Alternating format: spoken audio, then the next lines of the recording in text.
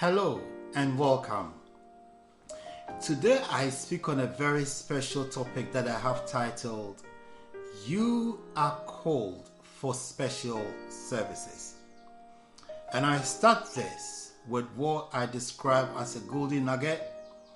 And this is a saying from a sage, a real example in his time, Mahatma Gandhi, who said, and I quote, that a small body of determined spirits, fired up by an unquenchable faith in their mission, can alter the course of history, unquote. And Mahatma Gandhi's whole life and mission was a real demonstration of this quotation. I illustrate today's talk with a story from the First World War, where it is reported that around about August 1914, when the war broke out, Britain recruited a huge volunteer citizens army of ordinary people who decided to fight for their country. As a matter of fact, so big was the number of volunteers deciding to fight that in just 8 weeks, over 750,000 people had decided to voluntarily fight for their country. This was a huge demonstration of nationalism and a desire to fight for one's country. In contemporary times, conscription or mobilization, as it is sometimes referred to, has been used variably by many countries to keep the supply lines in terms of the number of people who are able to go onto the battlefield and fight. So Ukraine has used it, Russia has used it in recent times. In Israel, this is a very popular way because the regular army is relatively small. So they rely on conscripts or people volunteering to fight. And as a matter of fact, it is compulsory that anyone turning 18 has to, go and fight or be willing to be called up to fight as and when necessary. Now, talking about the use of conscription in recent times, it hasn't always been smooth sailing. It hasn't always been like the example in Britain in 1914, where so many people were willing to fight. Since time immemorial, people have always sought ways to avoid going to war if they can. In Russia, for example, in recent times, lots of Russians fled the country because they wanted to avoid being mobilized to fight in their war against Ukraine. In Ukraine as well, there have been reports recently the president fired the people who were responsible, many people who were responsible for recruiting people for their war effort. And amongst other things, these people were accused of corrupt practices which allowed some people to evade being called up to fight.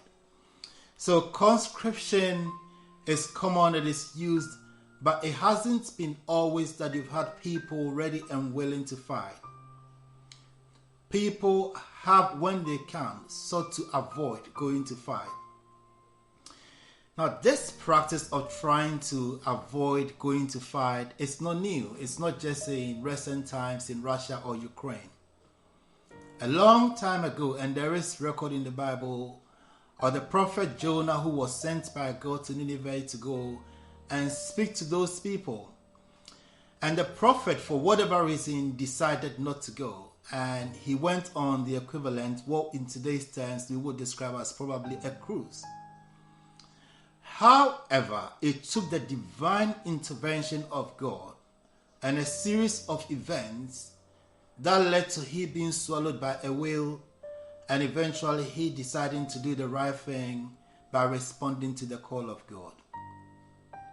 Long before the story of Jonah as reported in the Bible, God's great servant Moses also had his own moment when he had been called for a very special service of delivering the Israelites from Egypt, he also tried to swerve and avoid that service. Moses, unlike Jonah, did not run away, but what he did was to argue with God, now fronting one excuse after the other as to why he probably didn't have to go. So we continue at this stage by listening to and then focusing on the excuses that Moses gave. And we read from Exodus chapter 4, verse 1. Then Moses answered the Lord, "But suppose the Israelites do not believe me and will not listen to what I say. What shall I do if they say that you did not appear to me?" In verse 2, God now responds to Moses, "What are you holding?" And then Moses responded, "A walking stick." In verse 3, the Lord said, "Throw it on the ground." And when Moses threw it down, it turned into a snake, and he ran away from it. In verse 4, the Lord said to Moses, "Reach down and pick it up by the tail." So Moses reached down and caught it, and it became a walking stick again. Now, if we go on to look at Moses, the account about Moses and his response to the call in verse 10, but Moses said, "No, Lord, don't send me. I've never been a good speaker, and I haven't been one since you began to speak to me. I am a poor, slow, and hesitant speaker." Then the Lord said, "Who gives man his mouth? Who makes him deaf or dumb? And who gives him sight or makes him blind? It is I, the Lord. Now go, I will help you to speak, and I will tell you what to say." So this is an interesting interaction between God and Moses. Moses trying to find reason after reason why he shouldn't be sent by God. And to be fair to Moses, this was a really daunting task, a really daunting challenge. Notwithstanding the high-level training that Moses had, the education in the palace in Egypt, he still didn't feel up to it or measure up to the task.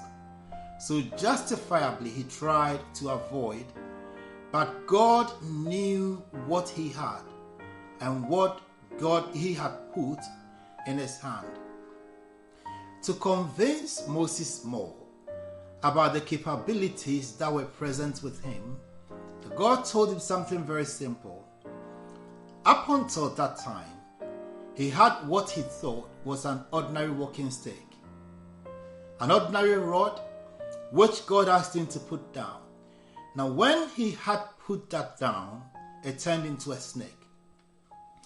Now, the interesting bit of this is not the fact that an ordinary rod turns into a snake and back into a rod again, but the fact that until Moses put it down, it was an ordinary rod.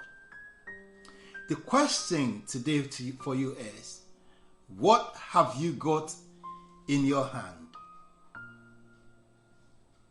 It is important that we realize that everybody has something in their hand. It might not necessarily be a rod. It might be something that you used to do very well, or you used to want to do a long time ago that probably you haven't paid a lot of attention to. The charge today and the challenge is, put it down, and only then can you see the glory of God. Only then can you see what God can make of it and do with it. Another point that we can learn from Moses' story is, whilst Moses was giving excuses after excuses, in verse 14, the Lord became angry with Moses and said, "What about your brother Aaron?" Now, what we learn from here is that God can always bring an Aaron into the situation. God has lined up and He has a host of people that He can bring forward to help us in whatever calling or mission. That is possible. Bible says that what is impossible with man is possible with God. But notwithstanding any errands that God could bring, we must realize that the ultimate responsibility, the ultimate call is unto us and not to a group. So we can learn from the jitters that Moses felt despite everything that God has shown him that he could do. As he went on to say, send somebody else. But the point I make is, there is no one coming to the rescue. We must stop looking out for other people to take responsibility. That the responsibility is rightly ours. As I said, God has the capacity to bring up an Aaron to help us to be a spokesman. But the ultimate responsibility to go ahead with that message lies with us. I have asked before and I want to ask again, what have you got in your hand? Moses had a rod. What have you got in your hand?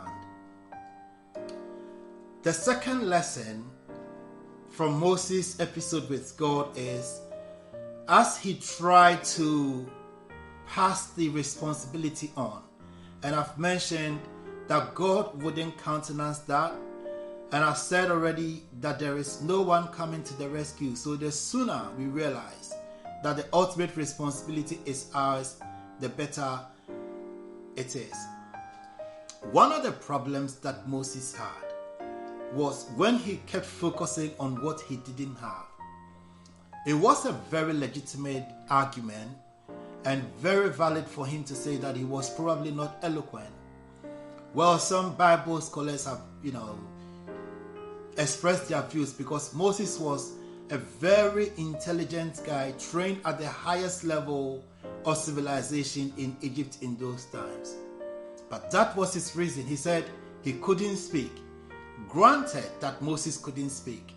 The problem with that is that Moses was focusing too much on what he did not have and what he couldn't do as against what he had in his hands. And it is very easy to fall into that temptation and that situation where we are distracted from our capabilities and our abilities, our potential, by what we think we do not have. Jonah also had the similar problem, another problem that Moses had, which we can also learn from. Thinking that maybe somebody else had to do it. Eventually, after the experience he had, he wised up, he learned his lesson, he went. You may not be fortunate to have a will that swallows you. Your will might decide to eat you up properly and chew up properly so that there wouldn't be any room for the will to spit you out again. Jonah was pretty lucky in this case. But it doesn't always happen that we have a second chance. So today is the opportunity that you've got.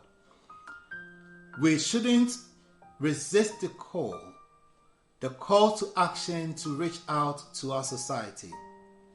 We need all hands on deck to address the great challenges of our society and of our time. Many a times you find everybody complaining, and it is valid, it is justified if people complain about the difficulties that they face, the difficult challenges within society. But sometimes people like Moses and like Jonah later on, people need to rise up to the responsibility of taking the message of hope, the message of deliverance out to people. Like the armed forces, I gave the example of conscription in the British Army during the First World War. Similarly, we are meant to respond to the call like armed forces and then to rescue people in our society. It is time to take to the stage and then to do what is required of us. The Bible reminds us about the mission, the main mission for which Jesus came to the earth. In Luke chapter 4 verses 18 and 19, the Bible reminds us about this mission thus. In verse 18, the Spirit of the Lord is on me because he has anointed me to proclaim good news to the poor. He has sent me to proclaim freedom for the prisoners, recovery of sight to the blind, to set the oppressed free. And in verse 19, to proclaim the year of the Lord's favor. So this was a very clear mandate and mission that Jesus had. And he was very conscious of this throughout his earthly ministry. He knew for a fact that he had been anointed for this purpose. And he was always very willing to do this. He said that I will work during the day because the night comes when no one can work. Amongst the key purposes here, the key missions that he had, one was to proclaim good news to the poor, proclaim freedom for prisoners, proclaim recovery of sight to the blind, to set the oppressed free, to proclaim the year of the Lord's favor. And throughout Jesus' earthly ministry, this is what he did. Before he left, he delegated this responsibility to his disciples. So he told them that go into the ends of the world, everywhere, and then send my message out to people. In 2 Corinthians chapter 5 verse 20, we are told that we are ambassadors of Christ, through whom God's work and Christ's mission is now being carried out. Now we all know the job and the business of an ambassador, to represent one country in another, the interests of that country. So what this means is that Jesus' life purpose and mission has now been delegated to us. We are tasked with bringing freedom and liberation in people's lives and in the minds of people, to release people to a life of liberty and abundance and freedom. And this is our responsibility. We are, as ambassadors, indeed called for special services.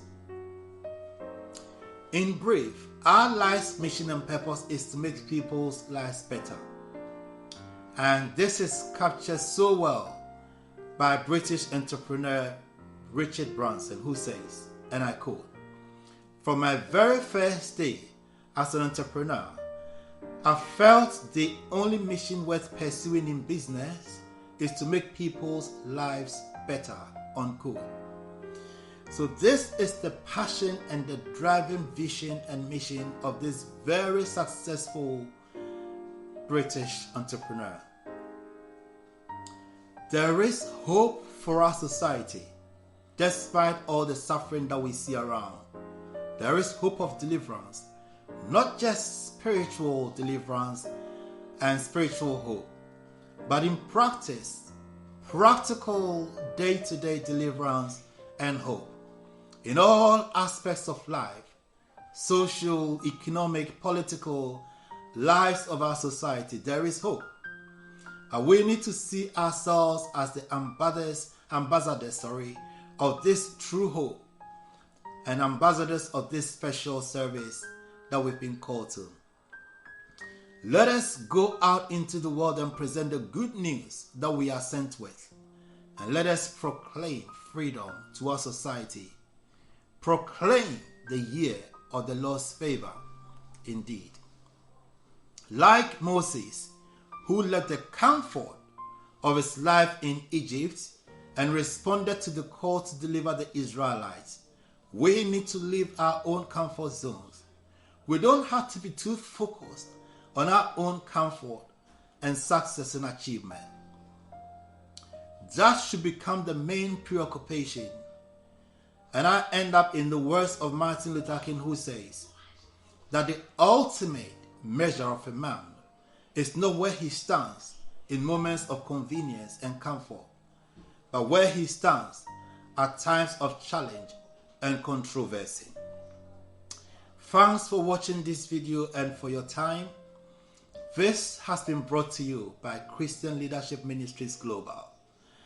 And this is an interdenominational group which believes and is working towards raising a new generation of Christian leaders who will impact our society and affect society positively.